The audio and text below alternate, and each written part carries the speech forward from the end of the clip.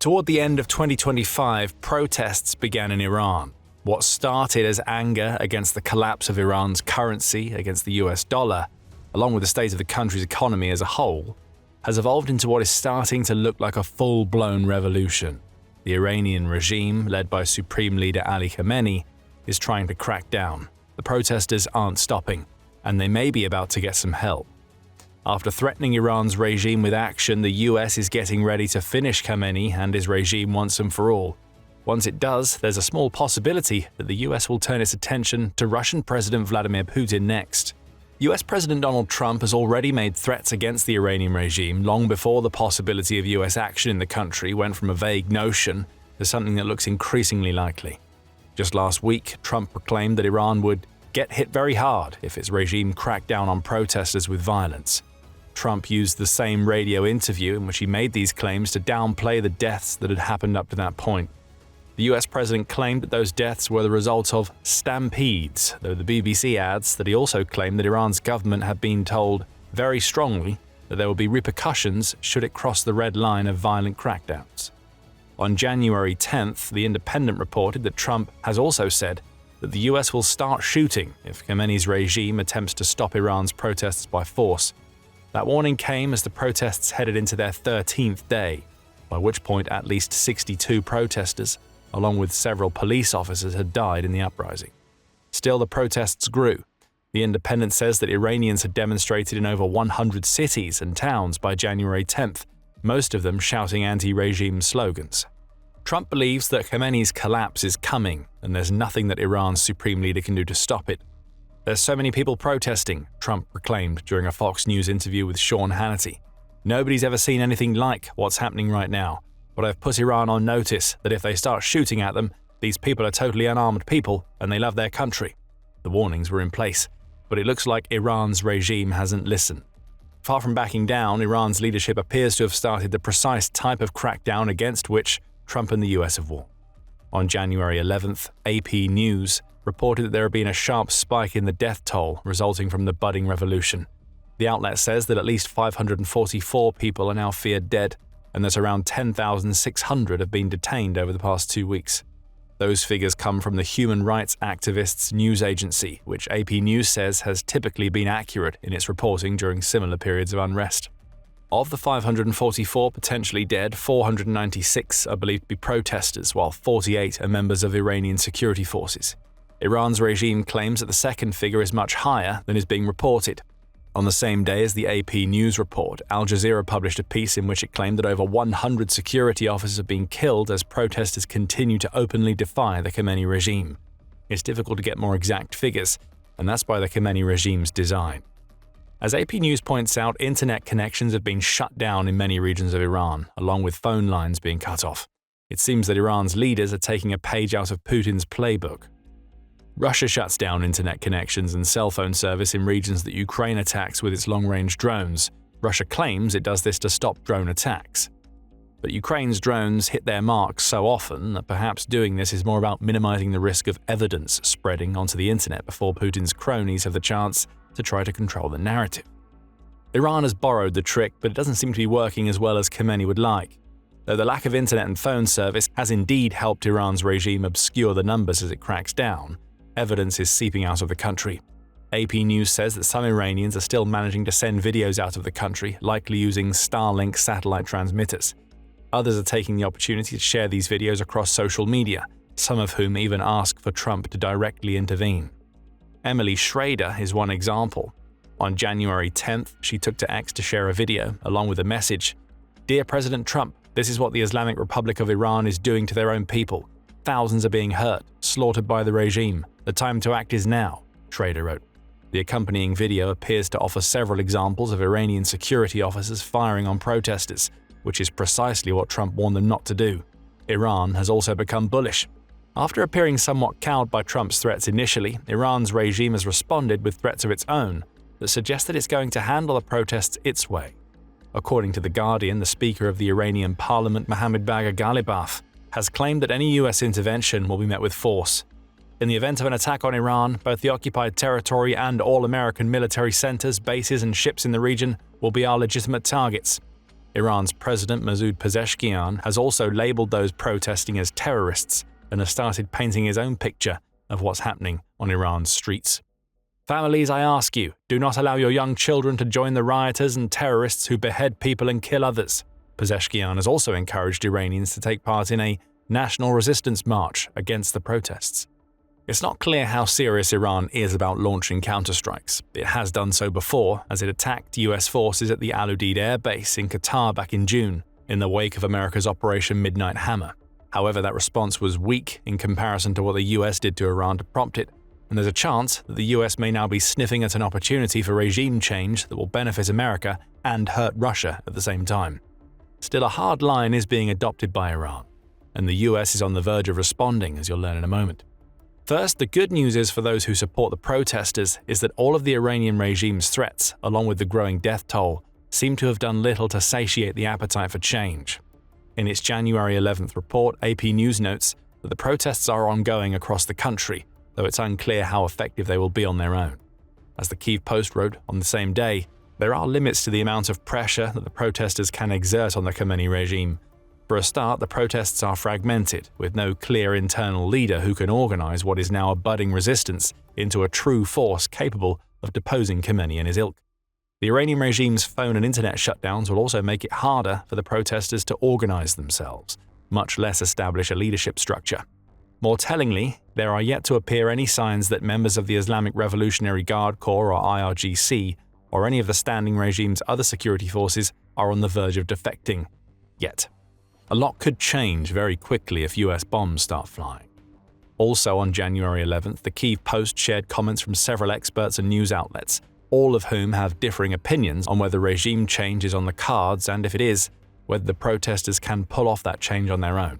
For instance, Azadeh Kian, who is a sociologist, wrote in Le Monde that the messages of support being delivered to the protesters by the likes of the US and Israel might end up benefiting Khamenei's regime, as it could twist these messages into accusations of all opposition figures being agents of those countries. It's up to the Iranian people to bring about regime change, and it's only the convergence of the struggles for freedom of the different social, ethnic, and religious groups that can free Iran from the stranglehold of the regime, Kian writes. Others, such as Iranian political scientist Hamid Anayet, suggest that the protests are far more structured than they appear to be. Unlike previous uprisings, this one is far more structured. Resistance groups have managed to maintain the momentum of the movement across very different milieus, from bazaars and universities to provincial towns, Anayet says. However, other outlets have disputed this, such as the Polish publication Polityka, which suggests that the protests have no leaders and aren't on the scale of those seen in 2009. Plus, Iran's regime isn't cracking. It still stands defiant, even in the wake of US threats. However, that could be about to change. It appears that the threats Trump made about hitting Iran's regime hard if it started cracking down on protesters were far from idle. Signs are emerging that the US may be preparing to take action as the death toll rises and more evidence the regime is doing what Trump told it not to do emerges. And the biggest of those signs is that Trump has already been briefed on the options the US has if it decides to follow through on the president's threat. That's according to The Independent, which said on January 12th that Trump has already been briefed on several options available to him, including deploying cyber weapons, dispersing anti-government propaganda in Iran, sanctions, and perhaps, as a final resort, strikes against the Iranian regime. The nature of this briefing suggests that the Trump administration isn't rushing to drop bombs and may instead focus on stoking the flames of the protests.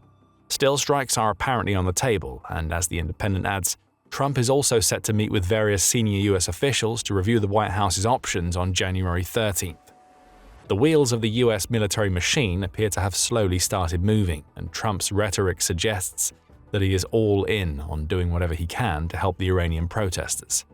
The US president suggested as much in a January 10th Truth Social post, where he said, "Iran is looking at freedom, perhaps like never before. The USA stands ready to help." Trump even used 3 exclamation marks in that post, which we all know is a sign that he is serious. The Kyiv Post adds that some of the strike options being discussed include attacks on non-military sites in Iran's capital of Tehran, though the outlet adds that some senior officials are warning that unintended consequences could result if the US springs into action too quickly. However, the messaging out of the Trump administration and from Republican lawmakers seems to align with Trump's support for the protesters. On January 10th, Secretary of State Marco Rubio took to X to simply proclaim, "The United States supports the brave people of Iran." Senator Lindsey Graham, who is one of the co-authors of the bill that would lead to the implementation of secondary sanctions in the form of tariffs of up to 500% on nations that buy energy products from Russia, has also continued his stance of supporting those who rise up against America's enemies. To the Iranian people, your long nightmare is soon coming to a close. Your bravery and determination to end your oppression has been noticed by POTUS and all who love freedom, Graham said on X. When President Trump says make Iran great again, it means the protesters in Iran must prevail over the Ayatollah. How true this may be is up for debate, as Trump has made several threats without any action. But briefings are happening, meetings are scheduled, and there is now a distinct possibility that the US may take some form of military action in Iran. But will it? And if it does, what would a military strike against Iran's regime look like? The US has already provided an answer to the first question. We mentioned Operation Midnight Hammer earlier in the video, and that massive series of strikes against Iran's nuclear facilities shows us that the Trump administration certainly has the will to attack Iran. Trump is likely relying on this operation to bolster his threats. While he may not actually want to attack, not least because of the possible geopolitical blowback that might result, he's done it before and he can do it again, which is what he wants Iran's regime to know. By the way, you can learn more about Operation Midnight Hammer and how the US F-35s played a key role in our video. As for what the strike might look like, Forbes senior contributor Paul Idden has some ideas. In a January 11th piece, Idden notes that the US could choose to target Iran's government security forces, though this approach perhaps has the highest probability of leading to a retaliatory strike against the US military and diplomatic personnel in the Iran region. Targeting Khamenei directly may also not be an option, though Trump has in the past warned that our patience is wearing thin when it comes to Iran's supreme leader. Maybe that patience will wear out entirely if Khamenei continues the increasingly brutal crackdown that appears to be happening in Iran right now. Perhaps Reza Pahlavi holds the answer. The son of the last Shah, who was deposed back in 1979, Pahlavi has made it very clear that he wants to see the fall of Khamenei's regime, though it's unclear if he believes that fall will lead to him having an opportunity to take power himself. Our goal is no longer merely to come to the streets. The goal is to prepare for seizing the centers of cities and holding them, Pahlavi declared in a video address on January 10th, suggesting that he sees an opportunity for the fall of Khamenei in front of him. Assuming that Iran's protesters manage to take and hold cities, as Pahlavi advocates, therein may lie a route to US involvement. Protesters would need protection from the IRGC in such an event, and Idden argues that it's possible that the US may offer up supporting airstrikes.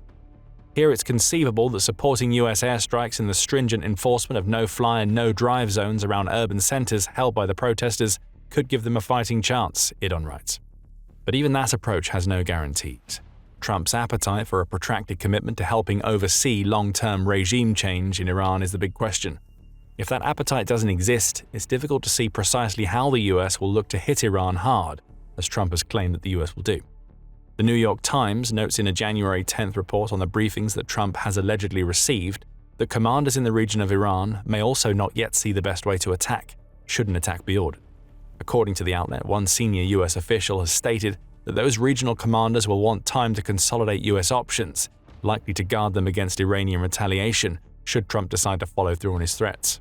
Trump has form in that department.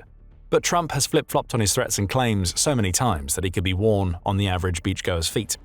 But joking aside, there is another world leader besides Trump who is watching what's happening in Iran with great interest. That leader is Vladimir Putin, who has spent the Ukraine war cozying up to Iran's regime in return for missiles, drones, and ammunition. Putin knows that if Khamenei falls, those weapons may dry up, as may his influence in the Middle East region. There may also be a little voice in the back of his mind telling him that there may even be a slight chance that the US could turn its sights on him next. After all, Venezuela's Nicolas Maduro has fallen. The US seems to be threatening Ali Khamenei's regime right now. Could Trump be so buoyed by these successes, assuming Iran's protests bring about regime change, that he turns his sights toward a much bigger fish in the pond? It seems highly unlikely, especially as Russia presents a much greater threat to the US than the regimes in Iran or Venezuela, but maybe, just maybe, it could happen. After all, Trump is a man who sometimes seems only to respect those whom he views as strong, and Putin is looking anything but strong at the moment. And according to one man who has been in a position to understand US military action before, Trump may be eyeing up Putin as a man who is slowly losing his grip on power.